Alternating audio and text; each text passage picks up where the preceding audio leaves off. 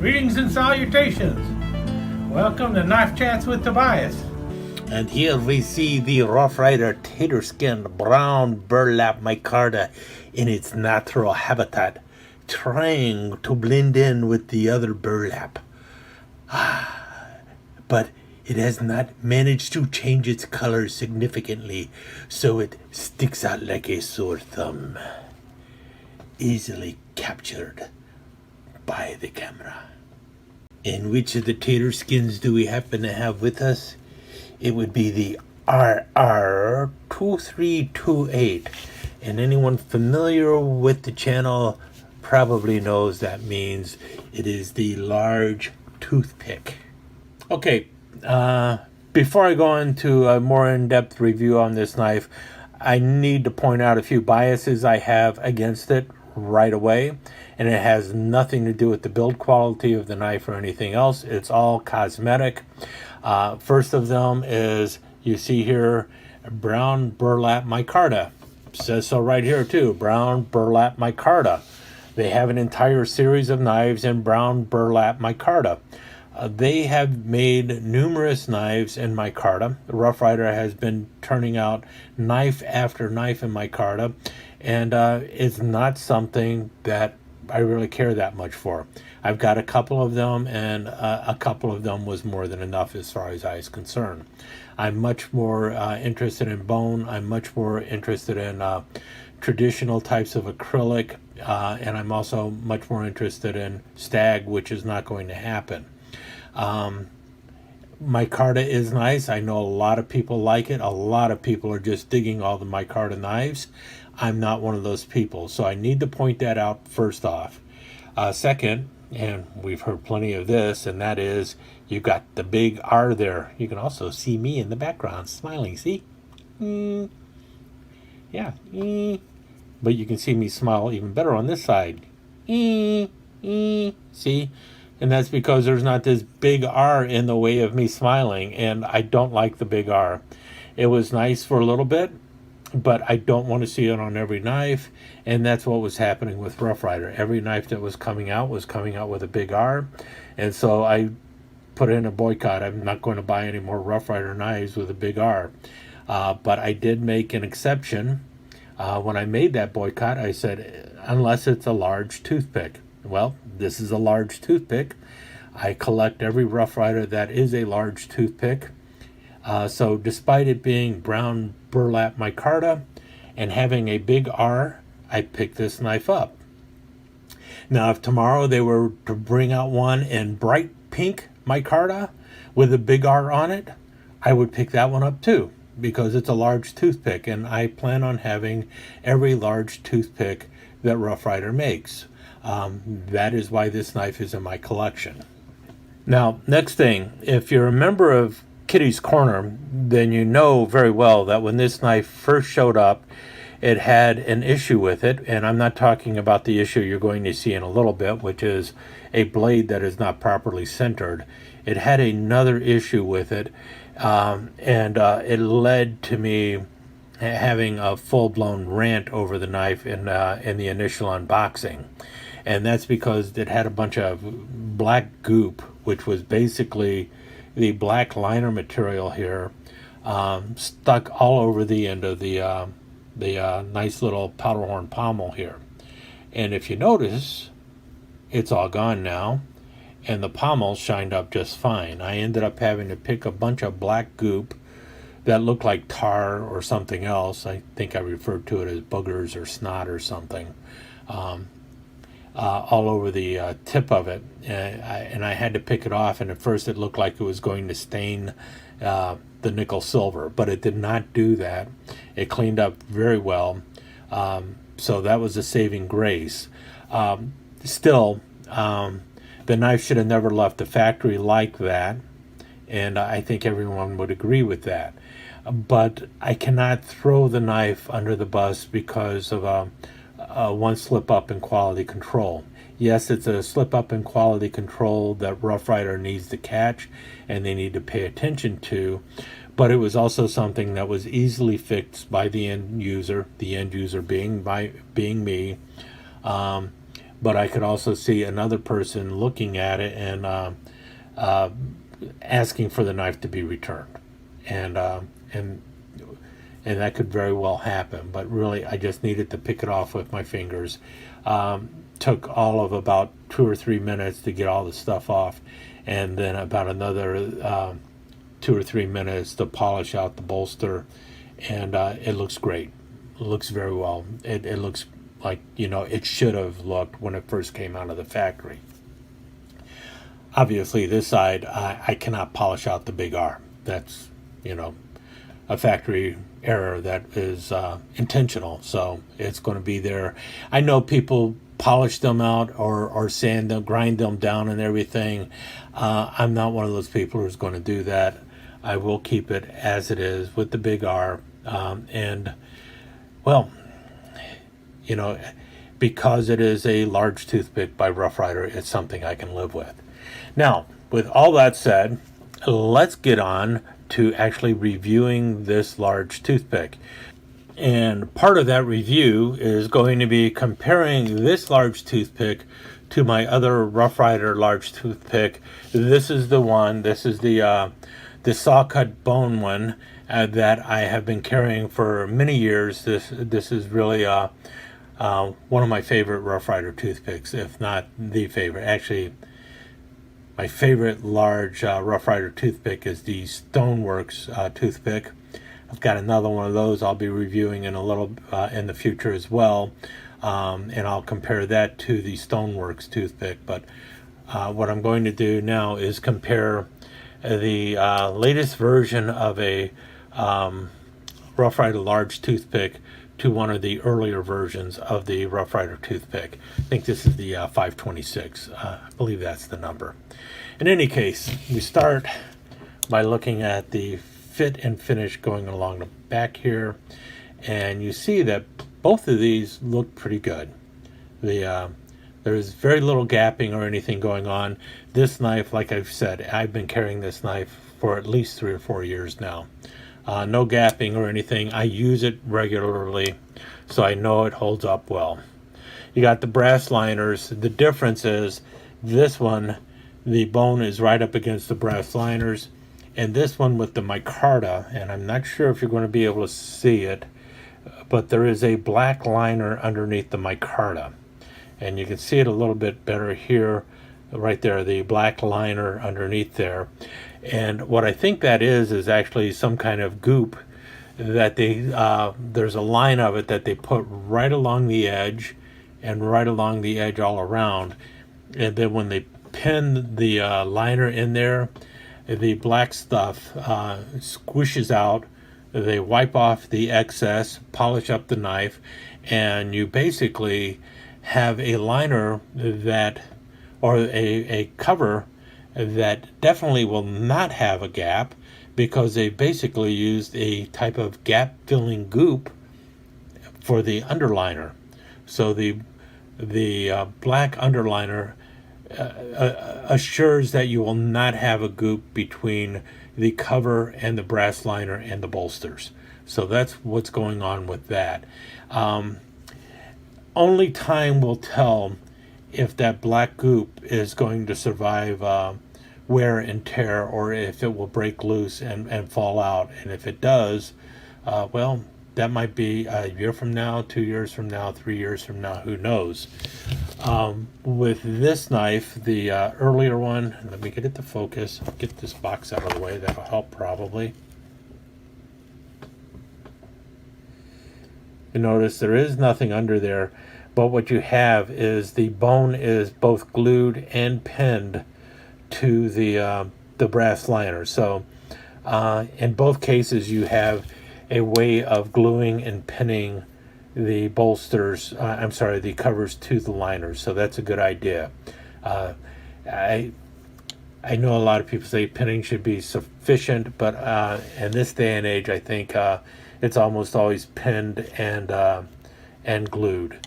And this way you're seeing the glue, which is the black liner. Nickel silver bolsters, polished out really well. You've got the brass liners, they're really well. I think these are nickel silver pins, and it looks like a nickel silver shield, and all of that is smooth with the brown burlap micarta, and it should be. This is something that you should be able to polish smooth. Bone is a little trickier, but this is also quite smooth. Rough Ryder makes a terrific large toothpick. I'm going to tell you that right now, even if it does have the big R. The difference between the newer one is when you go to open it, you will have a half stop. You see there, you got the double R tang stamp. You got the double R shield. Got good action. The walk and talk is great. Blade drops down. You've got a good kick going on, so the blade is not going to have blade wrap. You do have a bit of a swedge up here. I'll talk about that in a little bit. But the swedge does not really have a problem or interfere with opening the knife.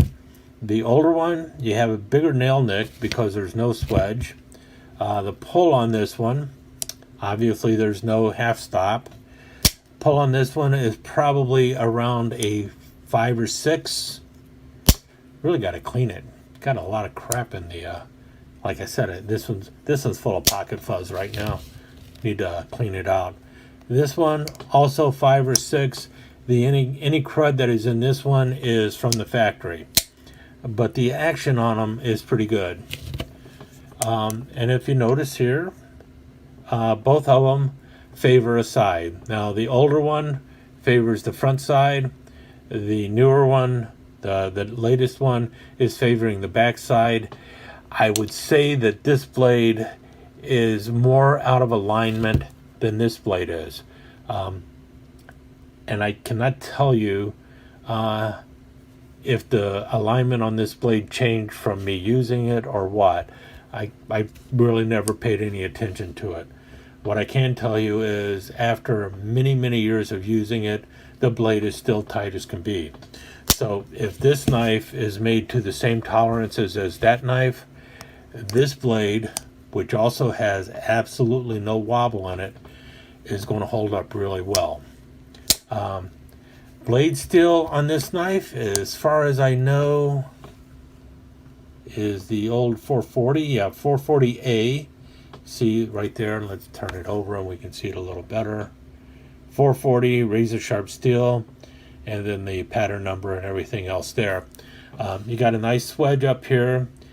I'm going to say a nice swedge, but to me it's a swedge that does not need to be there, and it actually led me to being even more upset with this knife after noticing the first mess up on the bolster. Now let me explain. Now my first look at this knife was straight out of the box. I had never really seen it at all, had no chance to look it over beforehand, and as such, when I noticed there's the black goop on the powder horn down here, I became very upset. And then when I started looking at the knife, I started being very picky on it. Very picky, especially considering the knife is $15. So suddenly, what looks like there is a problem with the shield. Well, it's not a problem with the shield. It's a shadow that I'm seeing. There's no gap or anything. But my first thought when I saw it was, well, the shield isn't seated correctly. No, the shield is fine. And what I was doing is I was checking the blade here and running my hand across the swedge, and I was continuously feeling like the blade was twisted or something. And really what I was feeling was the grind at the tip. See the grind there? See the grind over here, and then you see the swedge up on top here, and you see the swedge over here. And as I was running my finger up, I kept feeling like the blade was bent or twisted. But if you look here, that's not the case at all. The blade is straight as an arrow. However, because if you look at the swedge on this side kind of is missing. It ended up down here, you've got a bit of a swedge, but then it flattens out here.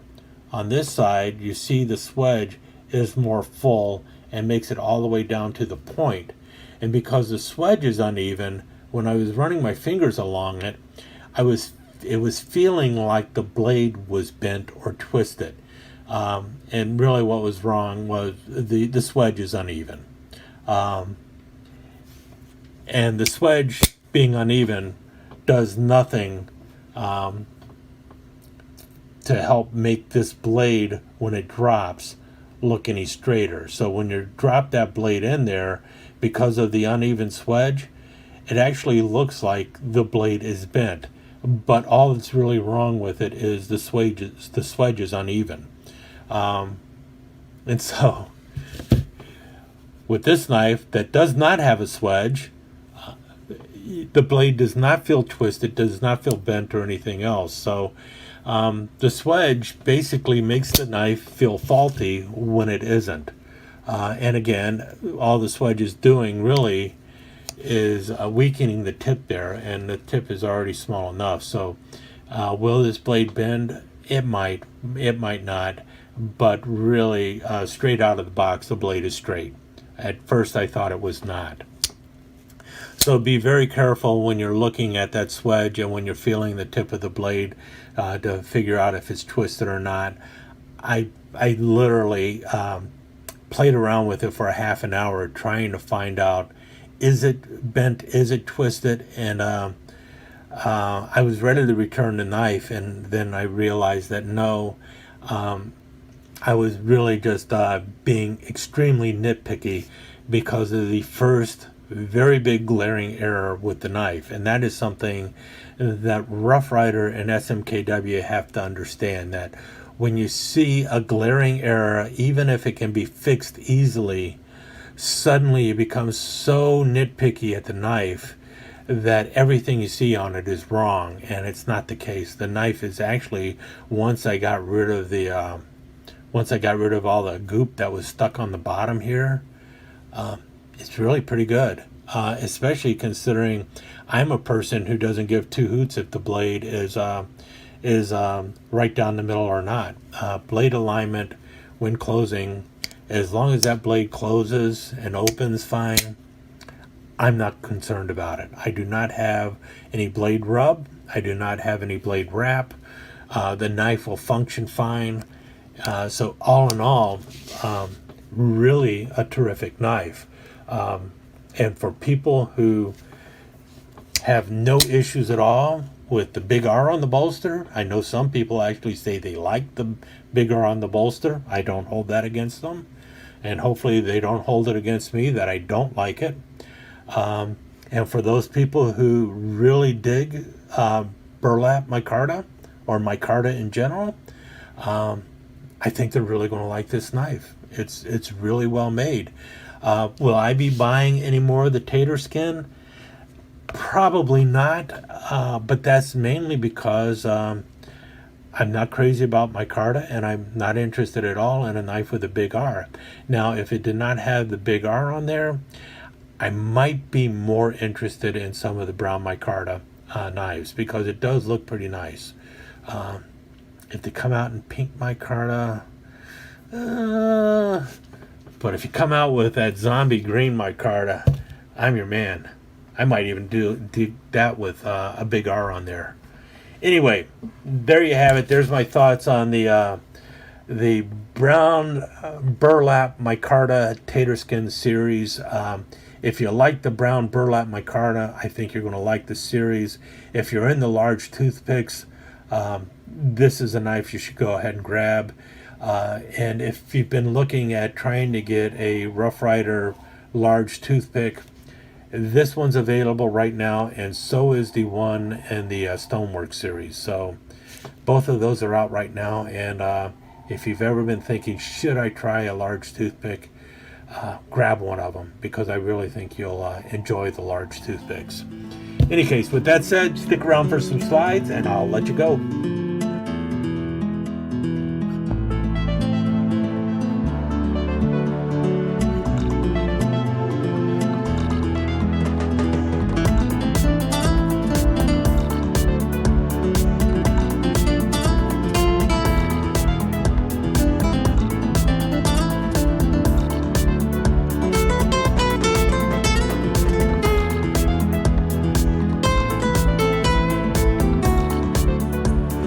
let me take just a second to thank you once again for dropping by and spending a few minutes here at Knife Chats with Tobias.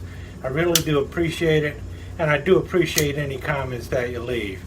So please remember to give me that thumbs up, and also don't forget to subscribe and ring that notification bell so you'll know when the next episode is up and running.